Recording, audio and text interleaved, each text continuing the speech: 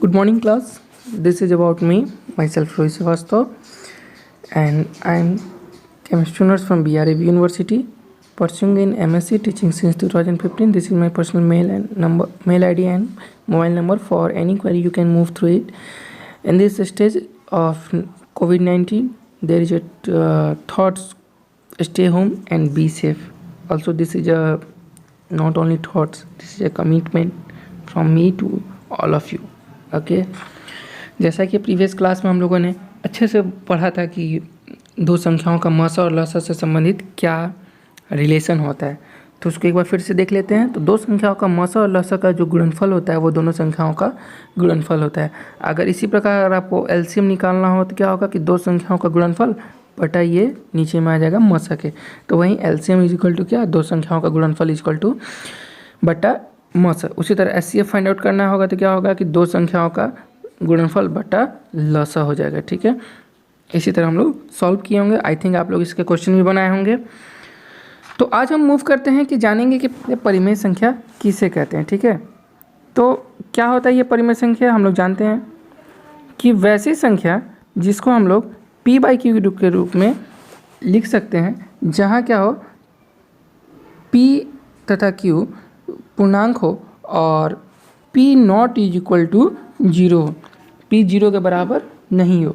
पूर्णांक आप लोग सभी जानते हैं लोग कि प्रकृत संख्या के बाद आता है हमारा पूर्णांक,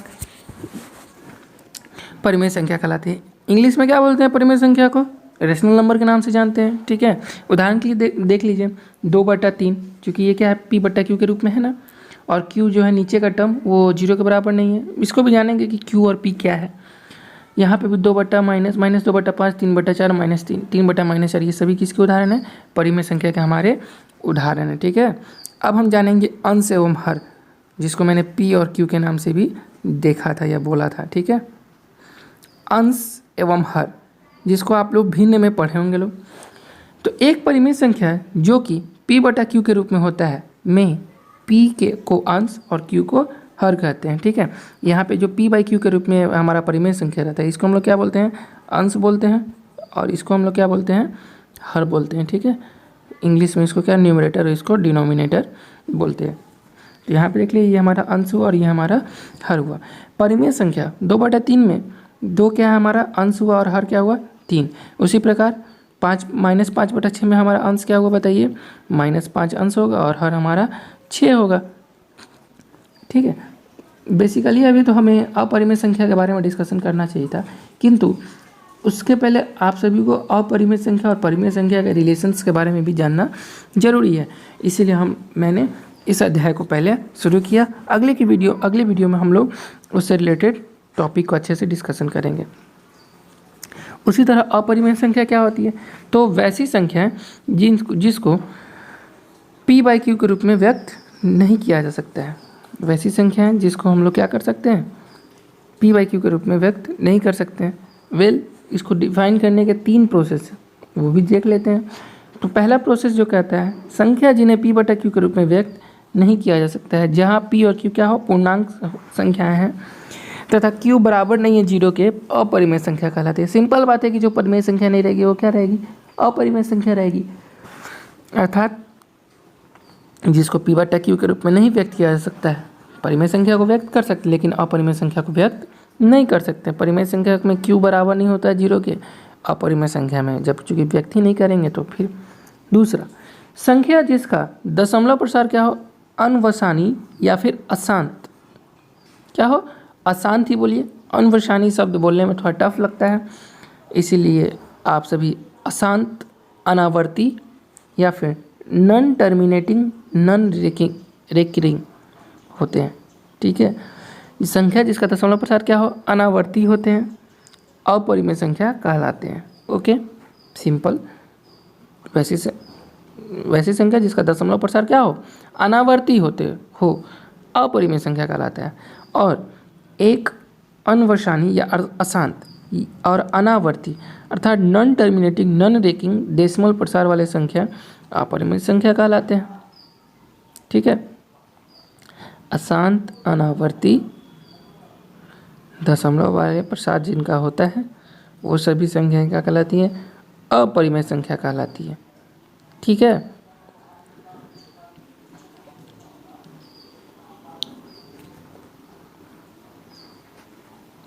यहाँ पे और इन दोनों में क्या अंतर है, ये बेसिक डिफरेंस पहला केस। तो देखिए, ध्यान से देखिएगा तो डिफिनेशन में ही इसके अंतर छिपे हुए। यहाँ पे मैंने बोला कि संख्या जिसका दशमलव प्रसार अशांत और क्या हो, अनावर्ती हो, और यहाँ पे मैंने बोला कि एक अशांत और अनावर्ती दशमलव प्रसार वाले संख्या और परिमेय संख्या कहलाते हैं। ठीक है, बस अब हम लोग देखेंगे कि क्या प्रश्न है कुछ, उसके हम लोग देखते हैं। प्रत्येक भिन्न p/q के रूप में दशमलव प्रसार के रूप में व्यक्त किया जा सकता है। जितने भिन्न होते हैं अंश एवं हर के रूप में उनको व्यक्त किया जा सकता है, जहाँ q बराबर नहीं होता है 0 के। इस प्रकार दशमलव प्रसार दो प्रकार की होती है। ठीक है, एक गैर आवर्ती दशमलव संख्या और दूसरा आवर्ती दशमलव संख्या। दोनों के बारे में हम लोग अच्छे से डिस्कशन करेंगे अभी। ठीक है, आवर्ती दशमलव ऐसी परिमेय संख्याएं जिनका दाशमिक विस्तार एक निश्चित अंतराल के बाद पुनः प्राप्त होने लगता है। दाशमिक विस्तार मतलब दशमलव, जैसे विभाज करने पे उसका दशमलव जो होता है एक संख्या के बाद पुनः वही प्राप्त होने लगे, तो क्या कहलाता है, वो आवर्ती दशमलव कहलाता है। एग्जाम्पल में देखिए, 100/3 को हम लोगों ने 100 को 3 से विभाजित किया, तो क्या देखा कि पहले तो 33 बार में ये आराम से ये कटा, उसके से जो दशमलव प्रसार हुआ फिर ये 3 3 3 3 3 3 के केस में आने लगा। तो ये जो प्रोसेस कहलाता है दशमलव के रूप में व्यक्त होने का, यही क्या कहलाता है, हमारा आवर्ती दशमलव कहलाता है। ठीक है, यदि 100 को हम 3 से भाग दें तो हमें 33.33 प्राप्त होता है ना, या होता रहेगा। इसे हम आवर्ती दशमलव कहेंगे।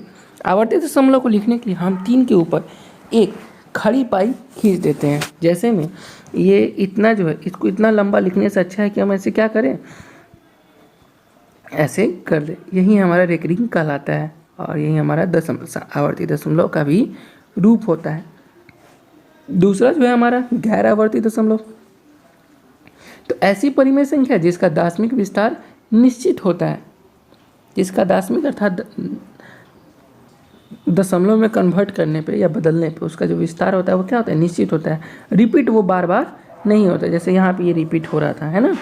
तो उदाहरण के लिए 100 को जब हम लोग 8 से विभाजित किए तो क्या हुआ है कि 12.5 उस पर जाकर वो पूरी तरह से कट गया है। यदि हम 100 को 8 से भाग दें तो 12.5 हमें मिलेगा, अर्थात दशमलव के बाद 5 की पुनरावृत्ति नहीं होगी। इसे ही हम क्या कहते हैं, गैर आवर्ती दशमलव कहेंगे। जबकि आवर्ती में वही क्या था कि रिपीट हो रहा था। अब कुछ प्रश्न है परिमेय संख्या से रिलेटेड। क्या सभी परिमेय संख्याएं, सभी भिन्न परिमेय संख्या होती हैं? तो जी हाँ, जितने भी भिन्न होते हैं सभी परिमेय संख्या होती हैं, क्योंकि भिन्न को आप क्या कर सकते हैं, p/q के रूप में होते हैं, आप जानते हैं।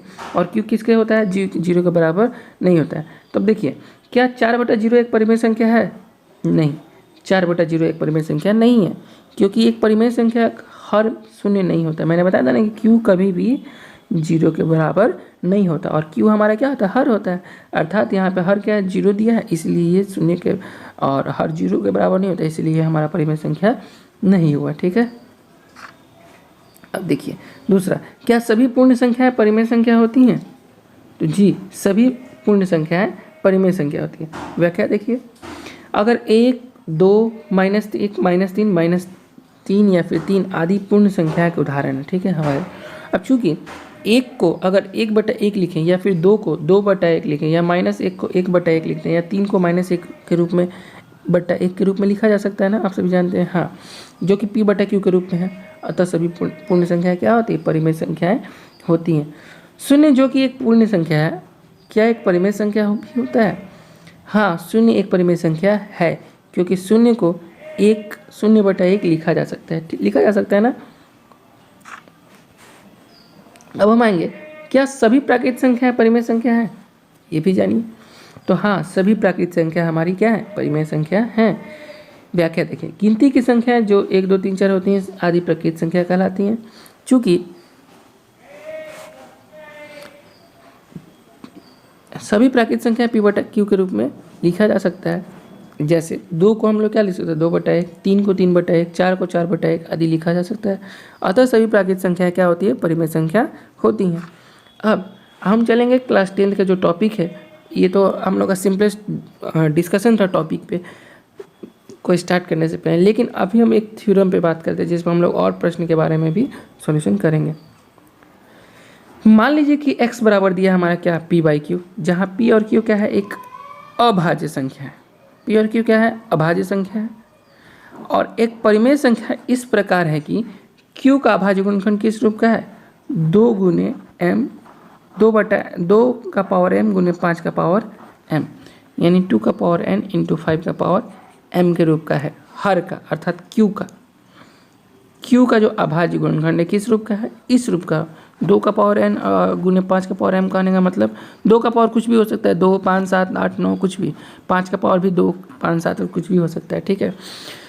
जहाँ अभाज्य गुणनखंड 2 के रूप का नहीं है, जहाँ n और m ऋणात्मक पूर्णांक है, तब x का दशमलव प्रसाद क्या होगा, अशांत आवर्ती होगा। जब नहीं होगा तब क्या होगा, अशांत आवर्ती। लेकिन जब होगा तो वो क्या होगा, शांत आवर्ती होगा, ठीक है। तो उपरोक्त चर्चा के आधार पर हम ये क्या कह सकते हैं कि किसी भी परिमेय संख्या का दशमलव प्रसाद या तो शांत होता है या फिर अशांत होता है। तो शांत और अशांत के बारे में हम लोग अभी देखेंगे। फिर से मैं एक बार इसके बारे में डिस्कशन कर दूं कि अगर हम p/q के रूप में किसी चीज़ को लिखते हैं, जहाँ q का अभाज्य गुणनखंड, q का हमारा क्या, अभाज्य गुणनखंड किस रूप का आता है, तो वो आता है 2 गुने 2 का पावर m गुने 5 का पावर n, या फिर 2 का पावर n गुने 5 का पावर m के रूप का आता है। q का जो अभाज्य गुणनखंड होता है किस रूप का हो, 2 का पावर m या गुने 5 के पावर n के रूप का हो, या फिर 2 के पावर n गुने 5 के पावर n के रूप का। तो क्या होता है कि वो जो होता है हमारा, जब उस रूप का होगा तो ये क्या कहलाएगा, शांत आवर्ती कहलाएगा, शांत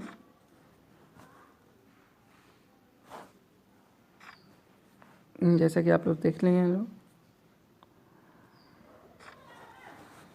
ठीक है।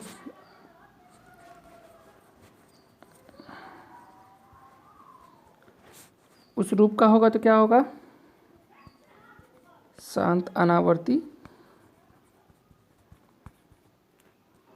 और इस रूप का नहीं होगा तो क्या कहलाएगा, अशांत आवर्ती, ठीक है। एक उदाहरण देखेंगे, उसके बाद से इससे रिलेटेड आप सभी प्रश्न बना सकते हैं। जैसे ये एग्जाम्पल देखिए, कह रहा है कि ये बताइए कि ये शांत आवर्ती है या अशांत आवर्ती। तो सिंपल बात है कि 15/1600 है, तो 1600 का अभाज्य गुणनखंड निकालें तो हमको ये अभाज्य गुणनखंड मिला। ऊपर के 5 से नीचे के 5 को कट कर दिए, तो हमारे क्या देखते हैं कि अभाज्य गुणनखंड के जो हर का रूप है वो क्या है, 2 का पावर 6 गुने 5 का पावर 1, अर्थात 2 का पावर m गुने 5 का पावर n के रूप का है ना। तो सिंपल अगर है तो क्या है बताइए, शांत दशमलव प्रसार है, ठीक है। बहुत तरीके से आप लोग कर सकते हैं, इसको कॉमन लेके मल्टीप्लाई करके पावर करके करना है तो कर सकते हैं, ठीक है। जैसा कि हमने देखा है कि 2 के ऊपर घात 6 है, 2 का ऊपर घात कितना है, 6 है, और 5 के ऊपर घात क्या है, 1 है। यानी कि संख्या 5 की घात 2 की घात से कम है। 5 का जो घात था वो क्या था, 2 के घात से कम था ना, यहाँ पे 2 के घात से 5 का घात कम था, तो इसलिए 5 का पावर 5 से हम लोग ऊपर गुना कर देंगे, क्योंकि दोनों के घात को हमको बराबर करना है। तो ऐसे क्या होगा कि 2 गुने 5 का घात 6 हो जाएगा, ऐसे मल्टीप्लाई कीजिएगा तो ये हमारा टर्म है और ये हमारा रूप आ जाएगा। तो उल्टे हाथ की तरफ से 6 संख्या के बाद हम लोग दशमलव प्रसार लेंगे, क्योंकि 10 का पावर कितना है, 6 है, 10 का जो घात है कितना है, 6। लेकिन यहाँ पर तो 4 ही संख्या है, ऊपर में देखते हैं 9, 3, 7, 5 था, तो 1, 2, 3, 4, 5, तो 2 को शून्य अगर हम बढ़ा देते हैं तो ये 10 का पावर जो नीचे 6 है, 10 का घात जो 6 है, उसका क्या होगा, उसको हम लोग ऐसे लिख सकते हैं ना संख्या को। तो अगर हम लोग यहाँ पे शून्य दशमलव देते हैं तो ये इसका रूप सही होगा। और शून्य लगाने का नियम भी यही होता है। इस प्रकार ये हमारा क्या है, दशमलव प्रसार है, शांत होगा, ठीक है।